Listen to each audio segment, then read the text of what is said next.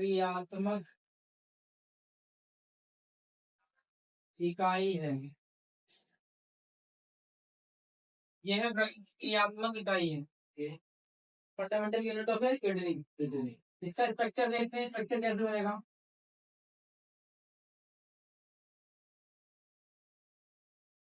Structure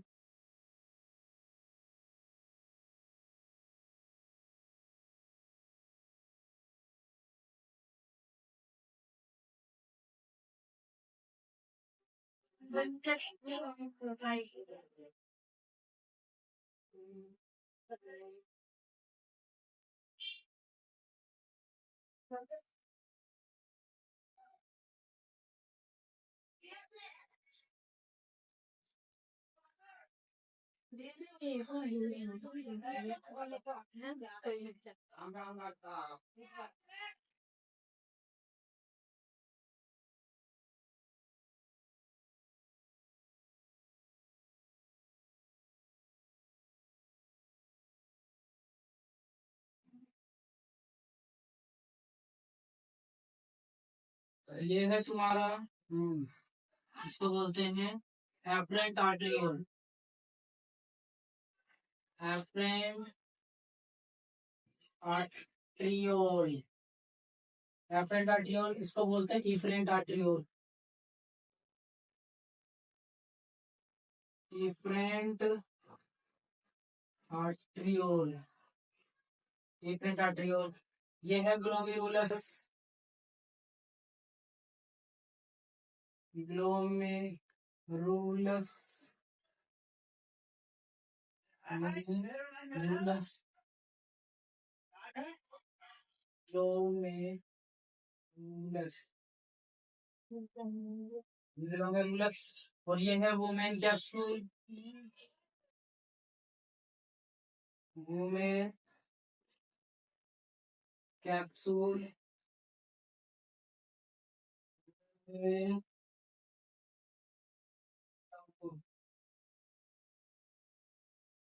women support. इसको बोलते हैं पीसीटी, इसको बोलते हैं डीसीटी। और ये है loop of Henle, loop of Henle, loop of Henle, loop of Henle. और ये है collecting duct, collecting duct, collecting duct.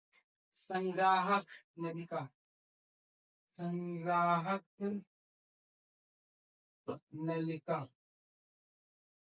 संग्राहक नलिका। इसको पीसीटी डीसीटी इसी यहाँ से आया है, याद रखना।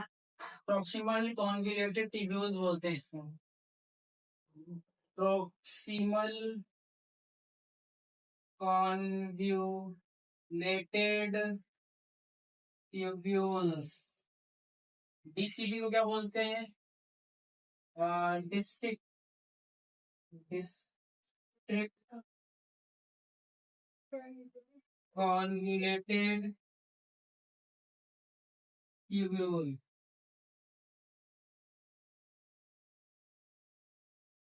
Discrete conjugated tubule. तो ये इसका क्या है, नाम वगैरह लिख दिया हमने। अब इसका फंक्शन देखते हैं, कार्य कैसे होता है इसके अंदर। एफरेंट आर्टरियोल जो है, हिंदी में भी एफरेंट लिख लेना इसको, एफरेंट आर्टरियोल। एफरेंट आर्टरियोल का होता है अपशिष्ट ब्लड को लेकर आना। किसके अंदर, नेफ्रॉन के अंदर। नेफ्रॉन के अंदर क्या होगा, जो अशुद्ध रक्त होगा उसको लेकर आएगा। अशुद्ध रक्त में नाइट्रोजीनियस ब्लड, इसको बोल सकते हैं ब्लड कंटेन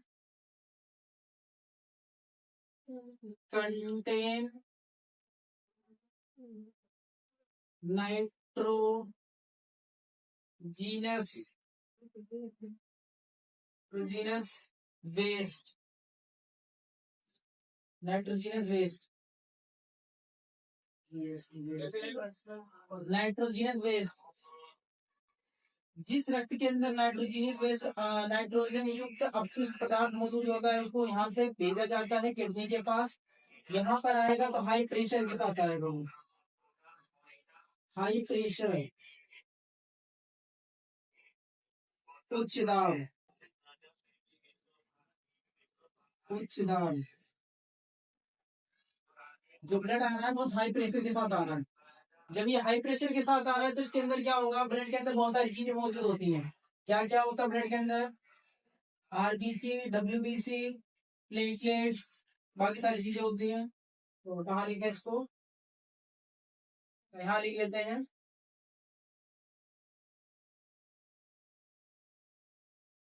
तो हमने लिखा ब्लड, ब्लड के अंदर क्या क्या मौजूद होगा, आरबीसी होगा, डब्ल्यूबीसी,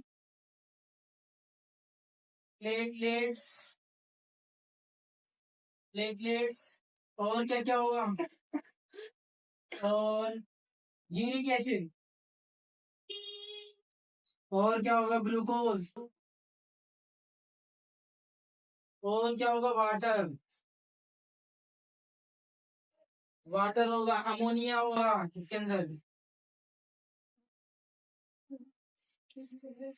अमोनिया, ठीक है, अमोनिया होगा, ये सारी चीजें पाई जाएंगी।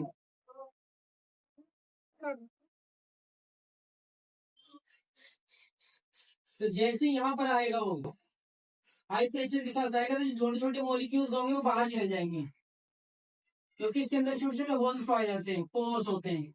उन पोर्स के जरिए जो छोटे कण होंगे वो बाहर आ जाएंगे, बड़े कण वहीं रुक जाएंगे। जैसे कि आरबीसी, डब्ल्यूबीसी, प्लेटलेट्स वगैरह यहीं रुक जाएंगे। जैसे कि ग्लूकोज हो गया, ग्लूकोज छोटे कण होते हैं तो वो बाहर निकल जाएगा। S2 हो गया वो भी बाहर आ जाएगा। अमोनिया, यूरिक एसिड, ये सब बाहर आ जाते हैं। सॉल्ट भी होता है इसके अंदर, नमक, NaCl। तो जो छोटे मॉलिक्यूल्स होते हैं वो क्या होते हैं, इसके छेद के जरिए बाहर आते हैं, पूरे नहीं आते लेकिन थोड़े बहुत आ जाते हैं। NaCl हो गया, H2 हो गया, ग्लूकोज हो गया, वाटर हो गया, तुम्हारा अमोनिया हो गया, यूरिक एसिड हो गया, यूरिक एसिड हो गया। ये सारी चीजें क्या हो रही हैं, किसके द्वारा आ रही है, ग्लोमेरुलस के द्वारा। ग्लोमेरुलस क्या करता है, इसको फिल्टर करने का काम करता है। ग्लोमेरुलस में क्या होता है, फिल्ट्रेशन का प्रोसेस होता है, फिल्ट्रेशन, फिल्ट्रेशन का काम होता है, स्वच्छ किया जाता है, यहाँ पर इसको शुद्ध किया जाता है। रक्त को शुद्ध करने का काम कहाँ से स्टार्ट हो जाता है, तुम्हारा ग्लोमेरुलस से। ग्लोमेरुलस को शुद्ध करेगा, जो भी हानिकारक चीजें होंगी उनको भेज देगा, और जो हानिकारक चीजें भेजता है उसको क्या नाम दिया गया, फिल्ट्रेट बोलते हैं। फिल्ट्रेशन से क्या बनेगा, फिल्ट्रेट, फिल्ट्रेट बोलते हैं इसको। तो ग्लोमेरुलस क्या बनाता है, फिल्ट्रेट बनाता है। उस फिल्ट्रेट के अंदर क्या क्या मौजूद होता है, नमक, जल, ग्लूकोज, अमोनिया हो गया, यूरिक एसिड हो गया। ये सारी चीजें किसके अंदर मौजूद होंगी, फिल्ट्रेट के अंदर। जो छन के यहाँ से आया है उसके अंदर ये सारी चीजें मौजूद है। बाकी जो आरबीसी, डब्ल्यूबीसी होती है वो बड़े बड़े होते हैं, वो छन नहीं पाते, तो वो कहाँ चले जाएंगे, यहाँ से घूम के दोबारा हमारी बॉडी में मूव करके लग जाते हैं, क्योंकि ये वाली जो ट्यूबिंग पूरे हमारे शरीर में फैली हुई है। तो वो जो रखते हैं जिसके पास आरबीसी, डब्ल्यूबीसी है वो हमारे पूरे शरीर में चला जाएगा। जो ये वाले हैं हानिकारक चीजें उनको यहाँ भेज दिया जाए। इसके अंदर भी क्या कुछ काम की चीजें रह जाती हैं जो हमारे शरीर में दोबारा भेजनी होती है, जैसे कि नमक हमारे शरीर को जरूरत होती है, वाटर जरूरत होती है, ग्लूकोज की जरूरत होती है।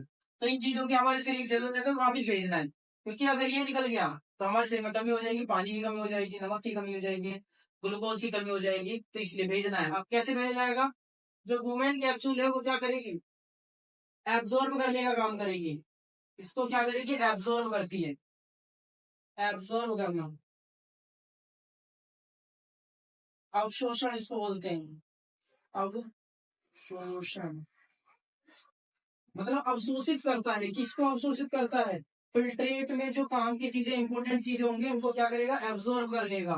जैसे कि नमक को एब्जॉर्ब कर लिया, वाटर को एब्जॉर्ब कर लिया, ग्लूकोज का एब्जॉर्ब कर लिया, ऑब्जर्व करके भेजेगा कहाँ पर, इसके अंदर भेजेगा, क्योंकि ये जो है पूरा इसके ऊपर लिपटा हुआ है, ऐसे करके इस तरीके से मूव करता है, तो वो डिफ्यूजन प्रोसेस से क्या करता है, वापस भेज देता है ताकि बॉडी में चला जाए।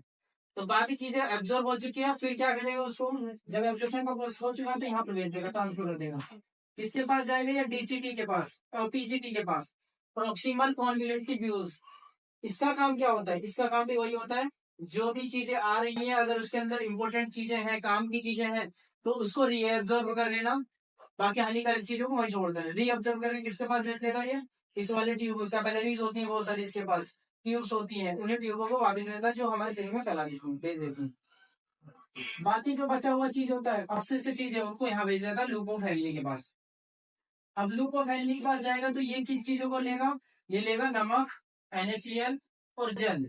सबसे अधिक यहाँ पर नमक और जल का अवशोषण होता है, एब्जॉर्ब किया जाता है। नमक और वाटर का सबसे ज्यादा एब्जॉर्ब कहाँ होते हैं? वो लूपोफैली के पास होते हैं। ये यू आकार का होता है। यहाँ पर जो है इन चीजों को अधिक समय लगता है ऊपर जाने के लिए, तो अधिकतर टाइम वो यहाँ व्यतीत करता है, इसलिए अधिक से अधिक वाटर को एब्जॉर्ब कर लिया जाता है यहीं पर लूपोफैली के पास। फिर हो जाता है ऊपर, ऊपर जाएगा, ऊपर जाने के बाद कहाँ पहुंचेगा वो? TCT के पास। TCT में गया तो यहाँ पर क्या होगा? यहाँ पर भी रीएब्जॉर्ब का काम होगा। ये भी क्या करेगा? नमक, जल वगैरह जो भी ग्लूकोज वगैरह अगर गलती से आ गया है वहां से बच के, तो यहाँ पर एब्जॉर्ब हो जाएगा। एब्जॉर्ब होने के बाद उसको कहाँ भेज दिया जाएगा? Collecting duct. कलेक्टिंग डक्ट में इसको ट्रांसफर कर दिया जाएगा। ये कलेक्टिंग डक्ट किसके साथ जुड़ा हुआ है? यूटेरस के साथ जुड़ा हुआ है। यूटेरस फिर यूरानियल ब्लैडर, फिर यूरेटर द्वारा उसको बाहर निकाल दिया जाएगा। तो ये प्रक्रिया इस तरीके से चलती है। तो मेन फंक्शन यहाँ से स्टार्ट हो जाएगा तुम्हारे न्यूट्रिशन का, बाकी ऐसे चीजें ऑब्जर्व करते रहेंगे, उसको ट्रांसफर करके फिर रिमूव कर दिया जाएगा। यहाँ पर तुम्हारा यूरिन बन जाता है, यूरिन। ठीक है, यूरिन फिर इसको बाहर निकाल दिया जाता है। तो ये पूरा प्रोसेस है तुम्हारा इसका नेफ्रॉन।